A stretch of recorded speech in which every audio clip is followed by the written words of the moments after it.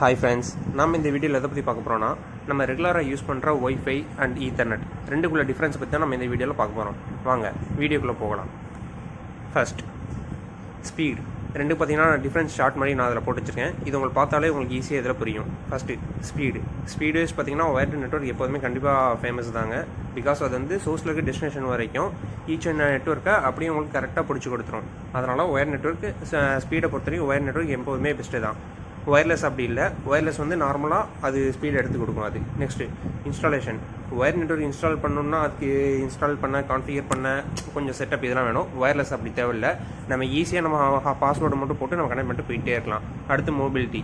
இதில் பார்த்தீங்கன்னா இதில் லிமிட்டட் செட்டப் தான் யூஸ் பண்ண முடியும் ஒயர்டு நெட்வொர்க்கில். பட் ஒயர்லெஸில் அப்படி இல்லை. நம்ம பாஸ்வேர்டு போட்டு யூஸ் பண்ணுறதுனால நம்ம எங்கே வேணாலும் வச்சு யூஸ் பண்ணிக்கலாம். நம்ம எத்தனை பேர் வேணாலும் நம்ம கனெக்ட் பண்ணிக்கலாம். அடுத்து பேண்ட்வித் பார்த்தீங்கன்னா எப்போதுமே இதில் ஹையாக தான் இருக்கும் ஒயர்டு நெட்வொர்க்கில். இதில் பார்த்தீங்கன்னா நம்ம 20 Mbps வரைக்கும் 50 Mbps வரைக்கும் ஒயர் நெட்வொர்க் எடுத்து கொடுக்கும். பட் ஒயர்லெஸ் அப்படி கிடையாது. கம்மியான பேண்ட்வித் தான் நமக்கு எடுத்து கொடுக்கும். அடுத்து காமன் மீடியம். இதில் பார்த்தீங்கன்னா ஒயர் நெட்வொர்க் பார்த்தீங்கன்னா இது காப்பர், ஃபைபர் இந்த மாதிரி கேபிள் வரும். ஈத்தர்நெட் Cat6 கேபிள் இந்த மாதிரி இதில் தான் நமக்கு வரும். பட் ஒயர்லெஸ் அப்படி இல்லை. எலக்ட்ரானிக் வேவில் வரதுனால நம்ம அதை ஈஸியாக யூஸ் பண்ணிட்டு போயிட்டே இருக்கலாம்.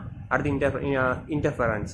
இது பார்த்தீங்கன்னா இது சிக்னல் ஸ்ட்ரென்த்தை பொறுத்து பேஸ் பண்ணி சொல்லுது. சிக்னல் ஸ்ட்ரென்த்து பார்த்தீங்கன்னா கேபிள் நடுவில் ஏதாவது கட் ஆச்சு, ப்ரோக்கன் ஆச்சு அப்படின்ற மாதிரி இது சொல்லுது இது. பட் இது பெரிய இஷ்யூ இல்லை. ஒயர் நெட்வொர்க் தான் இதில் எப்போதுமே பெஸ்ட்டாக இருக்கும். Next reliability and security. செக்யூரிட்டினா இதில் ஒயர் நெட்வொர்க் பார்த்தீங்கன்னா அது ரொம்ப எப்போதுமே இது செக்யூராக தான் இருக்கணும். பட் ஒயர்லெஸ் நெட்வொர்க் அப்படி இல்லை. நம்ம பப்ளிக் ஹாட்ஸ்பாட், பப்ளிக் ஒய்ஃபை நம்ம எதை யூஸ் பண்ணுறதுனால இது இன்செக்யூர் தான் சொல்ல முடியும். மற்றபடி இந்த ஒயர் நெட்வொர்க் தான் கொஞ்சம் செக்யூர். ஓகே, இந்த வீடியோ பார்த்துட்டு தான் உங்களுக்கு புரிஞ்சிருக்கும்னு நினைக்கிறேன். ஒயர்டுக்கும் ஒயர்லெஸ்க்கும் உள்ள டிஃப்ரென்ஸ் என்னென்னு கண்டிப்பாக சொல்கிறேன். ஒயர்லெஸ் நெட்வொர்க்கோட ஒயர்டு நெட்வொர்க் தான் ரொம்ப சேஃப் அண்ட் செக்யூர். பட் நம்ம வீட்டில் இந்த மாதிரி சுச்சுவேஷனில் யூஸ் பண்ண முடியாத சுச்சுவேஷனில் வீட்டில் மட்டும் நம்ம ஒயர்லெஸ் நெட்வொர்க் நம்ம யூஸ் பண்ணிக்கலாம். வீட்டில் தெரிஞ்ச ஒரு இடத்துல மட்டும் தான் wireless network secure. Otherwise wireless network வேறு எந்த ஒரு பப்ளிக் ஸ்டேஷனாக இருந்தாலும் சரி, ஹாஸ்பிட்டல் எந்த இடத்துலையும் இது செக்யூரே கிடையாது. ஸோ இந்த வீடியோ பார்த்தாலும் உங்களுக்கு புரிஞ்சிருக்கும்னு நினைக்கிறேன். ஒயர் நெட்வொர்க்கும் ஒயர்லெஸ் நெட்வொர்க்கும் உள்ள டிஃப்ரென்ஸ்.